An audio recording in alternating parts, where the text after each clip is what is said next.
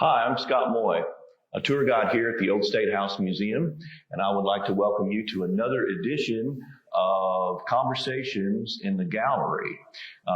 We're going to be talking today from the 1836 House of Representatives located here at the Old State House Museum.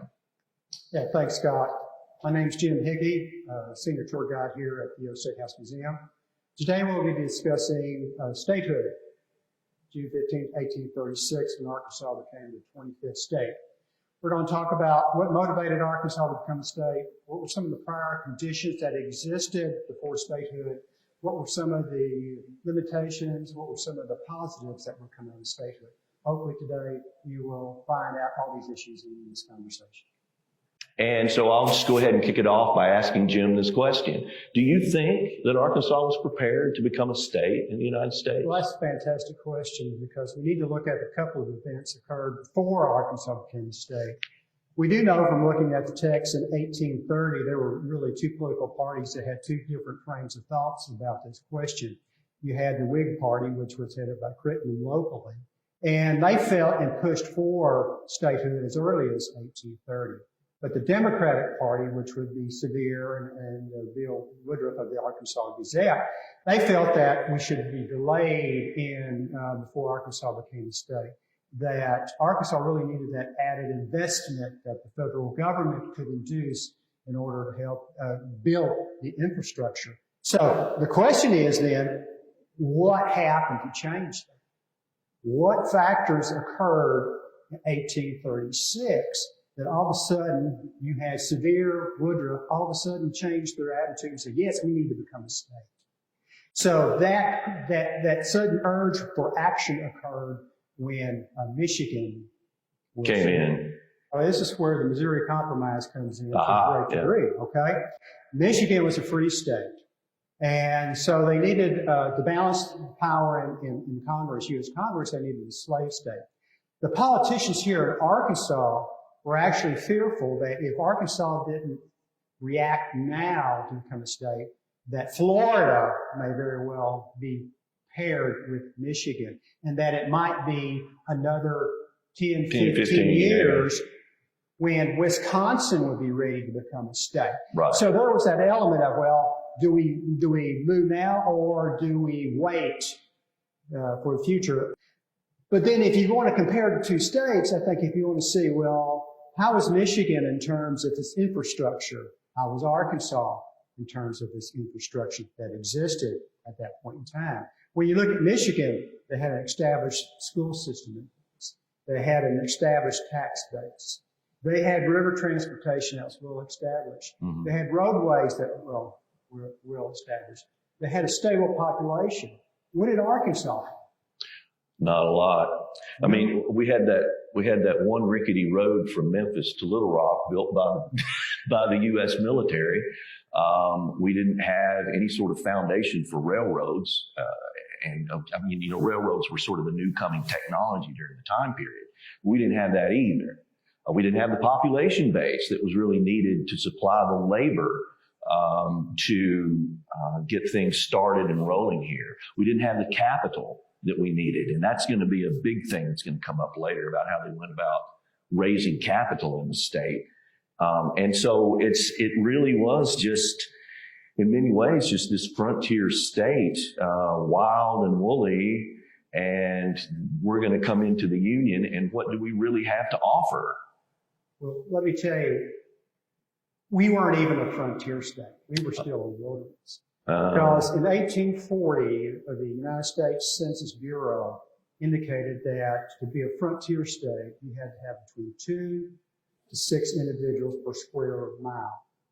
In 1840, Arkansas had 1.9 per square mile. We were just emerging from the wilderness to a frontier. Yeah, to the frontier. So it's as if we skipped that whole frontier area. Yeah. So what was happening is, and you hit on a lot of issues that existed in Arkansas at that time, is that we didn't have the capital development yet in Arkansas.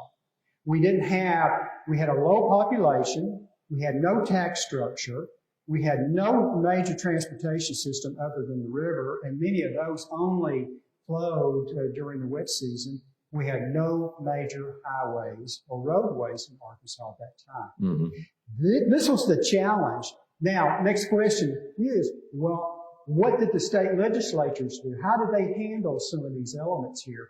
Well, if you remember, about 1830, the legislators here in Arkansas asked the federal government, and you know about this, to fund money for roadways that would connect the major commercial hubs here in Arkansas, Little Rock, Fayetteville, to Batesville, Helena, to Washington, to Hempstead County. Well, the federal government allocated 500,000 acres of land to be sold in order to fund the creation of this roadway. The legislators sold the land, obtained the money. So what did they do with the money? You would think that you would have some sort of centralized plan, some oversight by the state government. That didn't occur. What the politicians did, they allocated that money out to the various counties, allowed the counties to take up that effort. And guess what happened? Roadways were never built. So those are some of the kind of issues that exist here. And even from an educational point of view, we just had a just basic rudimentary educational system. Nothing established. Yeah. So when you say is Arkansas ready to become a state, obviously I think if you look at the facts that exist, we have some questions about that. Now the politicians would have said, well, but we can bring so much more to the United States. There's actually resources and wealth that we have. Well, yeah, but your tax base was agricultural. Mm-hmm. The only taxes you had coming in at that time was up north with the small farmers, right? Yeah.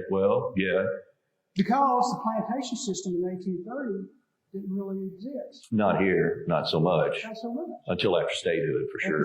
Yeah. And when you talk about population, in 1810, Arkansas had a population of 1,000. In 1820, it was 14,000. 1830, just a little over 30,000. 1840, finally, you had significant growth, and you had around 98,000. So you start seeing that growth beginning to occur. But up front, once you became a state, you bore all the costs. The federal government, before that time became a state, they bore all the administrative costs of the government, salaries, bills, and so forth. Mm-hmm. All that comes back to the state. So, yes, Arkansas was handicapped to a significant degree when it did become a state in 1836. So I think those are kind of the issues that we talk about and some of the challenges that we had here as a state. Yeah. And also another special event that occurred here in order to try to overcome those discrepancies was that in 1836, one of the first bills that the House passed was the creation of state banks. That would have been the Arkansas State Bank and Real Estate Bank.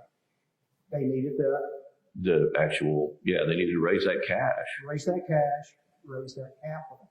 And that is another story that we talk about later. Okay. Thank you for joining us for yet another conversation in the gallery here at the Old State House Museum, as we try to help you understand whether or not Arkansas was prepared to become a state in the United States of America.